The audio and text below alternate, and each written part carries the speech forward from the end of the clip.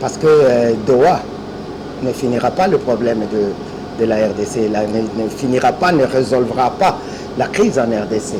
Doha, pour nous, est une autre étape préliminaire dans le même cadre que Luanda, et sans que ça ne soit un souhait pour nous.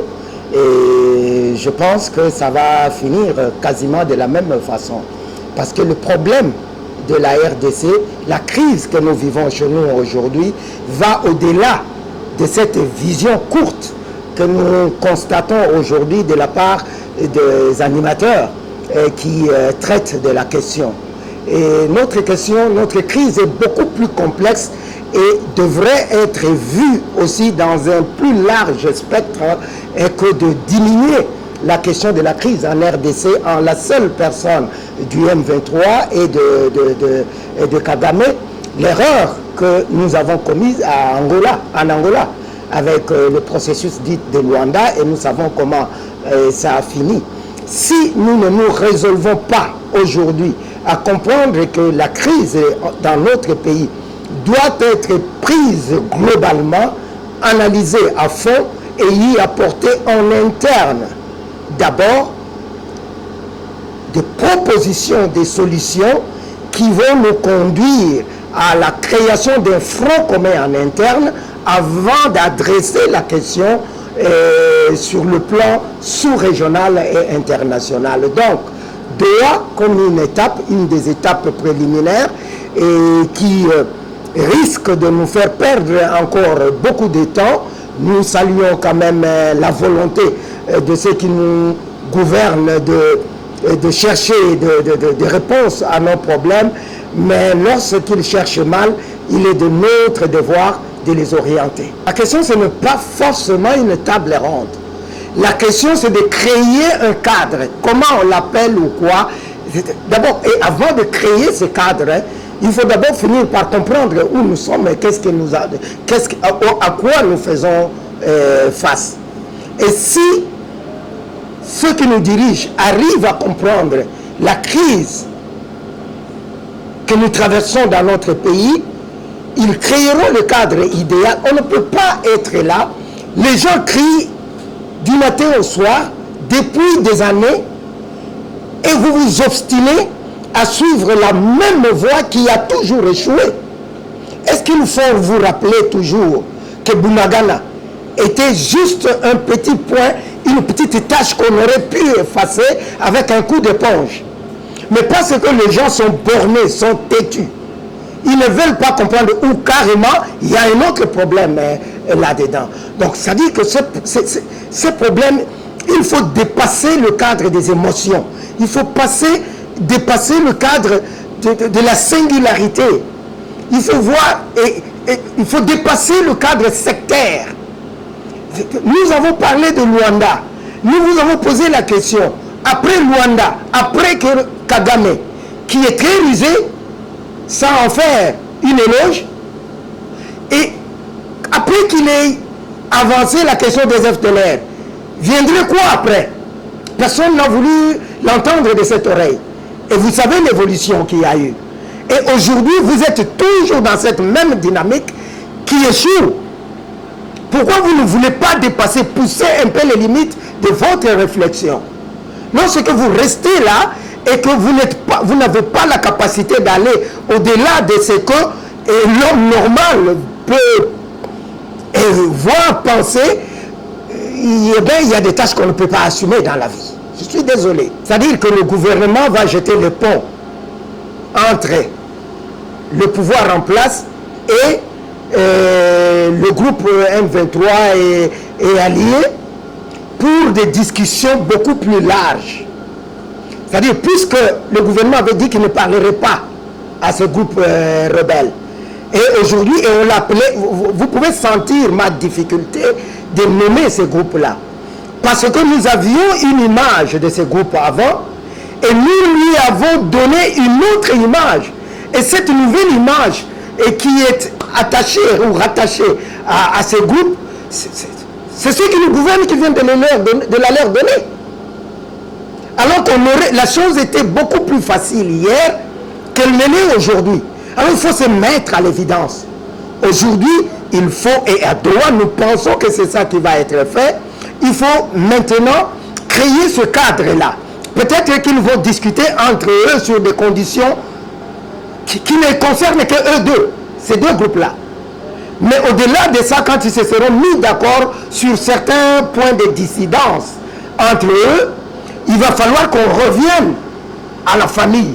Maintenant, au niveau national, ça va intégrer le large spectre, comme je disais, c'est-à-dire toutes les composantes de la vie nationale pour une analyse approfondie, objective et non complaisante de la situation en vue de jeter les bases pour une paix qui soit définitive.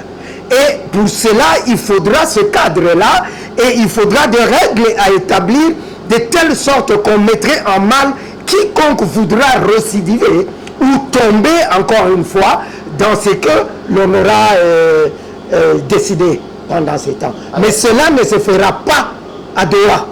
Cela se fera à Kinshasa ou dans un cadre créé sur le plan national et dont les discussions pourraient se tenir où vous voudrez. Bon, c'est le retour tel qu'on l'annonce de Joseph Kabila. Pour moi, ça marque une symbolique. C'est-à-dire la symbolique selon laquelle il y a maintenant une sorte de prise de conscience globale sur le plan national et une volonté et une détermination des uns et des autres, filles et fils de ce pays, de pouvoir discuter de la chose nation et de pouvoir y contribuer pour résorber le problème qui nous a trop longtemps endeuillés et fait beaucoup de mal.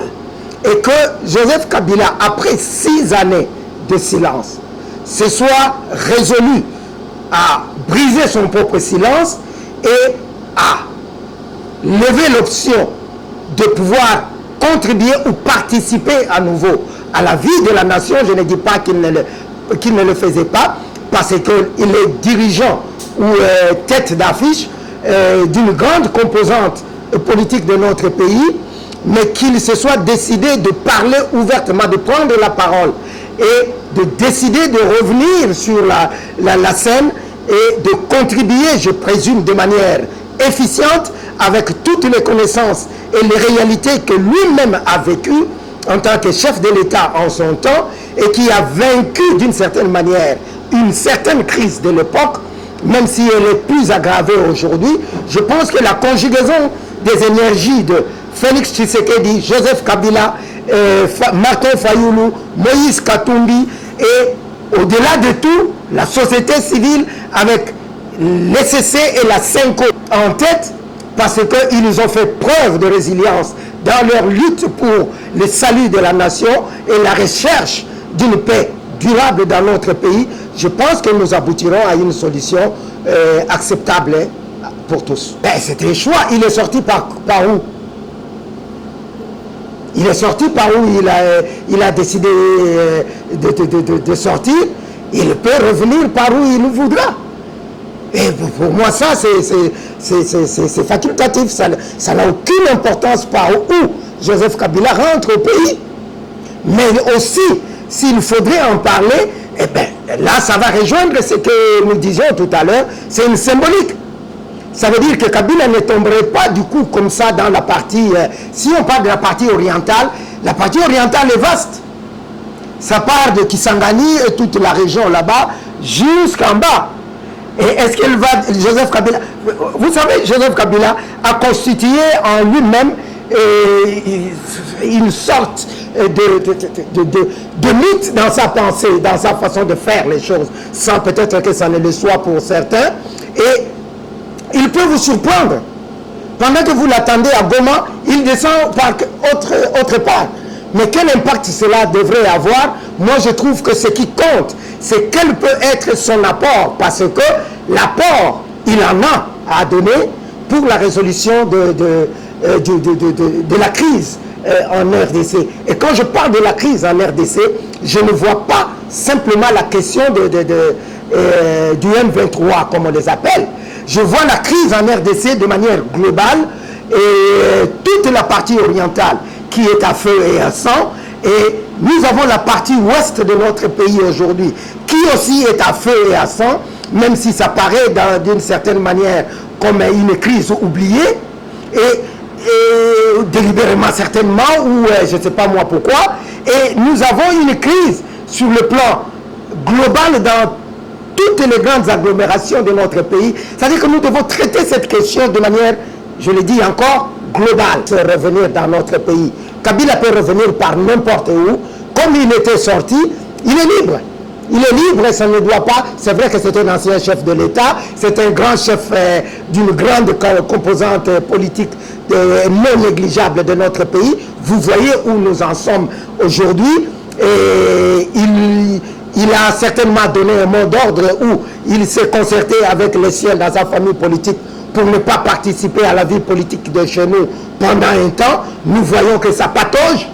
Et ce n'est pas parce que forcément ils ne sont pas là, mais le fait qu'ils ne soient pas là aussi, avec tout ce qu'ils constituent dans l'opinion, vous voyez que, pardon, il y a vraiment à refaire. D'où la nécessité que les uns les autres puissent chacun, en ce qui lui concerne, mettre un peu d'eau dans son vin et que l'on se remette ensemble autour d'une table pour discuter.